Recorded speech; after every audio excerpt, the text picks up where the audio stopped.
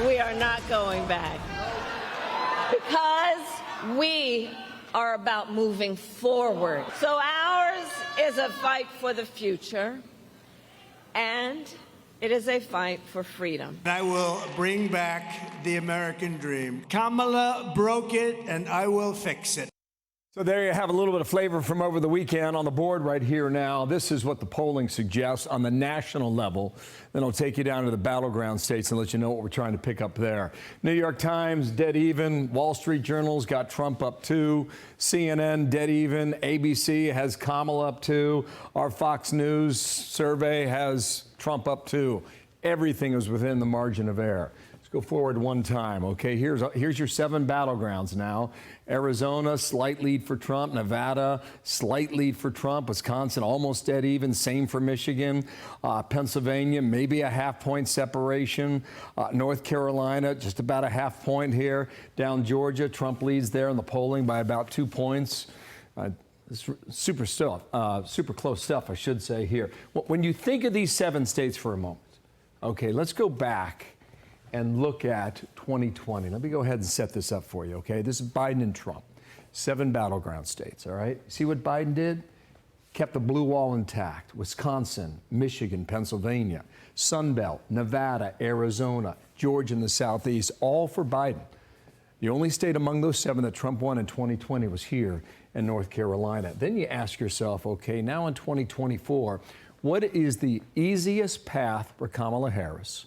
What's the easiest path for Donald Trump? Okay, 225, 219, that's what we believe. Her easiest path, even today, after all of this, is picking up that 1 electoral vote in Nebraska, I should say, and then going Wisconsin, Michigan, Pennsylvania, and that puts her dead even at 270.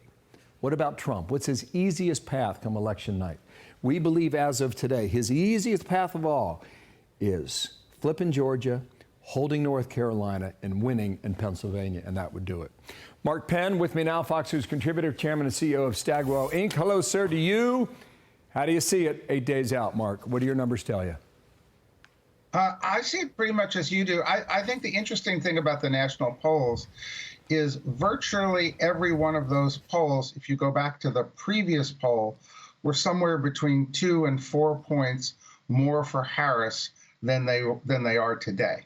And so when you think of elections being about momentum and polls being snapshots trying to identify that momentum, at least since kind of October 10th or so, the momentum has all been in Trump's direction. And second, they seem to have caught up on the mail ballots really considerably. And I think there's about a 2-point pickup there, maybe 1 point pickup from where they were losing votes by counting on people to show up on election day. And I think you have it basically right.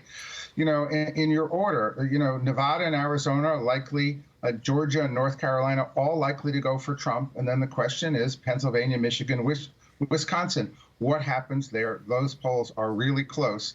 Trump has done a good job in Pennsylvania with fracking and in Michigan with auto workers, and the question is whether that will pay off or not. Yeah, I got a number of great clips here. One from Harris, one from Dillon.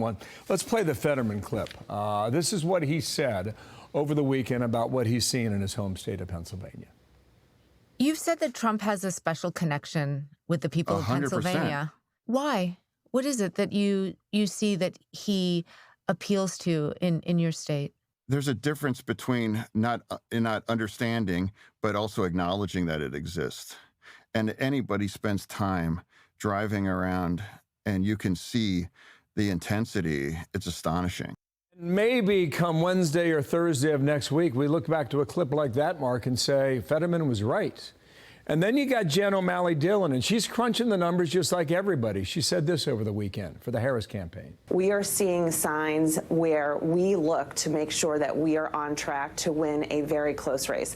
This is going to be a close race. We've known it the entire fall. We're very focused on that. We've built for these moments right now. And what we are seeing from turnout to our volunteer operation to the enthusiasm growing is exactly where we want to be. And we're really confident about that and confident we're going to win this thing. Okay, so Michael Whatley from the RNC told Dana and me this morning when we led our program at 9 a.m.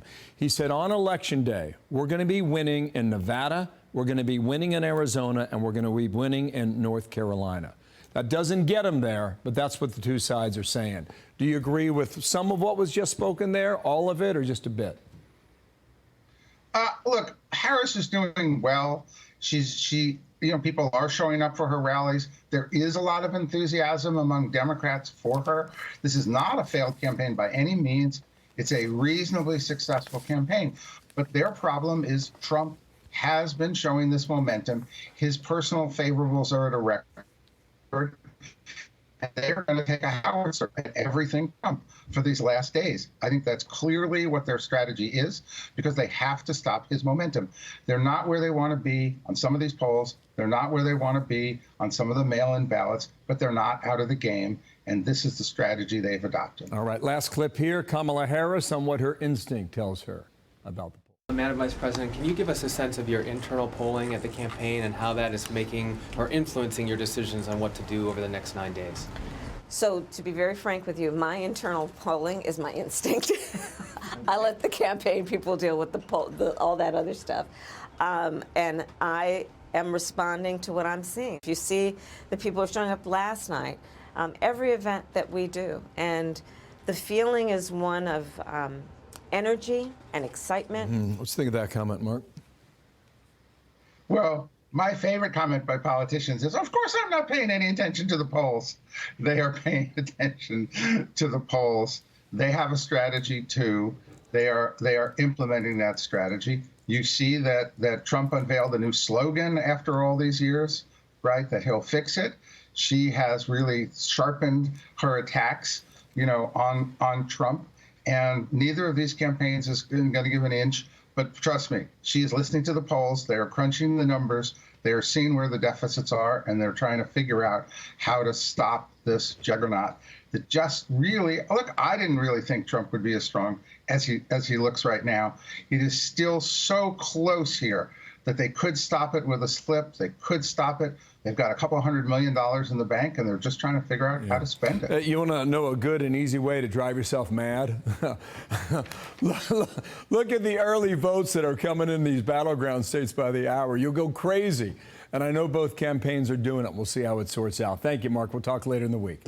I'm Steve Ducey. I'm Brian Kilmeade. And I'm Ainsley Earhart. And click here to subscribe to the Fox News YouTube page to catch our hottest interviews and most compelling analysis.